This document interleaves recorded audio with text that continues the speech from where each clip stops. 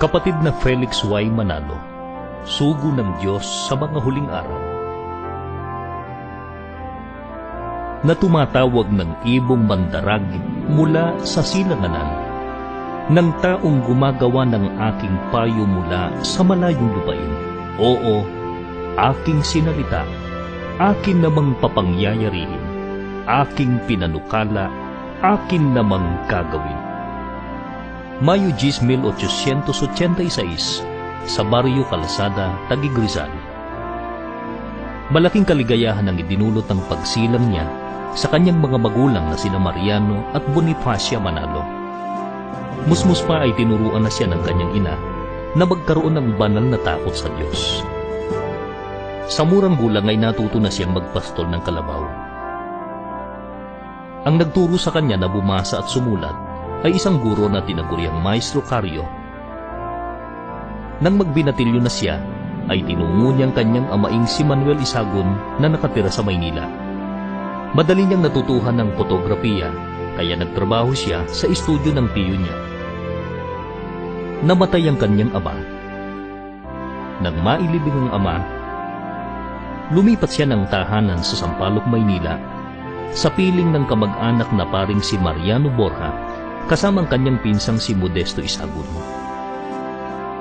Dito rin niya unang natuklasan ng Biblia. Sa pagbabasa niya ng Biblia, ay natuklasan niyang maraming bagay.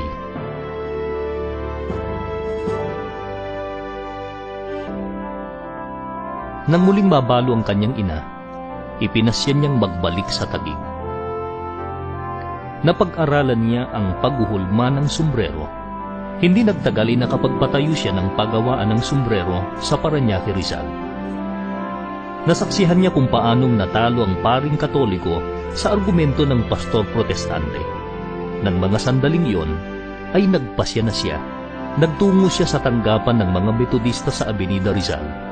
Ipinakilala siya ng pastor protestante sa misyonerong Amerikano. Yun ang simula ng pagdalo niya sa Iglesia Metodista Episcopal. 18 taong gulang siya na mag-aral sa Theological Seminary ng mga Metodista hanggang sa siya maging pastor. Nabalitaan niyang malubhang sakit ng kanyang ina, kaya umuwi siya sa Tipas, ngunit namatay ang kanyang ina.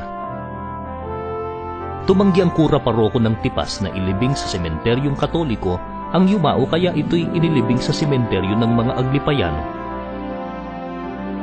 Labis ang pagmamahal niya sa yumaong ina, na siyang nagpunla sa kanyang puso at isip ng pagkakaroon ng banal na takot sa Diyos.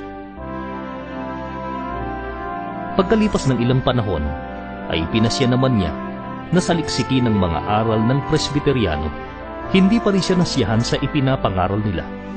Naakit siya sa misyon Kristiyana dahil sa paraan nila ng pagbabautismo na paglulubog sa tubig. Dito ay naging ebanghelista siya at hinangaan ng kanyang kahusayan sa pagsasalita. Noon niya nakilala ang isang dalagang taga-Paco, Maynila, si Tomaso Sereneo, hanggang sa sila'y ikinasal. Ang naging bunga ng kanilang pagmamahalan ay si Gerardo, na namatay nung ito'y sanggol pa lamang.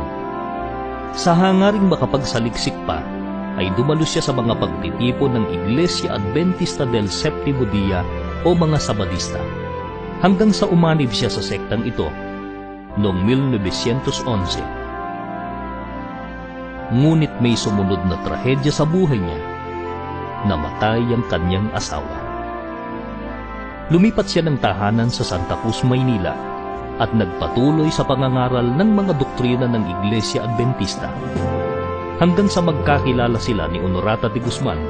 Ang kanilang pagmamahalan ay humantong sa kanyang muling pag-aasawa.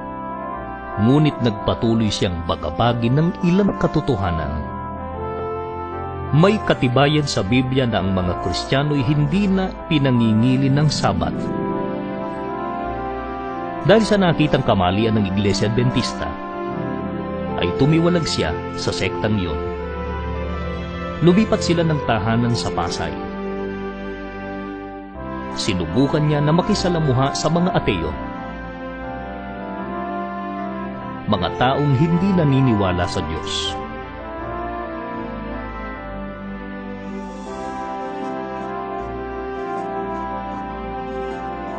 Muling sinimulan ni kapatid na Felix ang pag-aaral ng mga salita ng Diyos na nasusulat sa Biblia.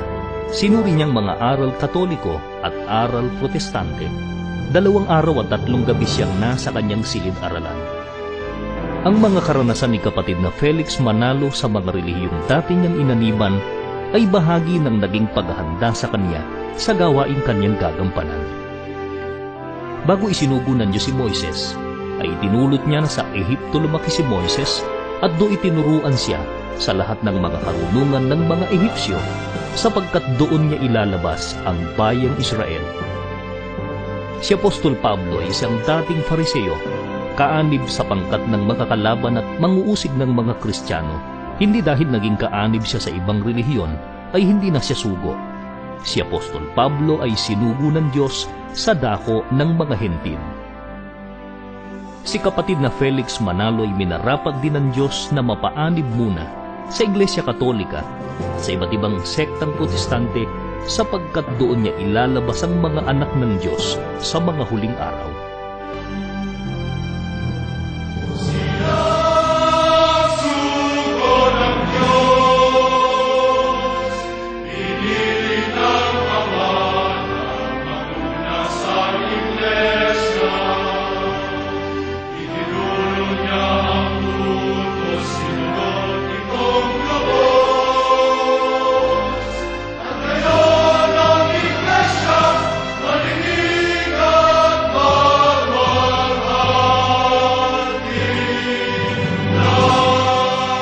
Alam na niya ang mga maling aral at gawaing tinutupad sa mga relihiyong yaon na ngayon ay kailangang ibunyag niya upang maunawaan ng mga tao ang katotohanang magpapalaya sa kanila.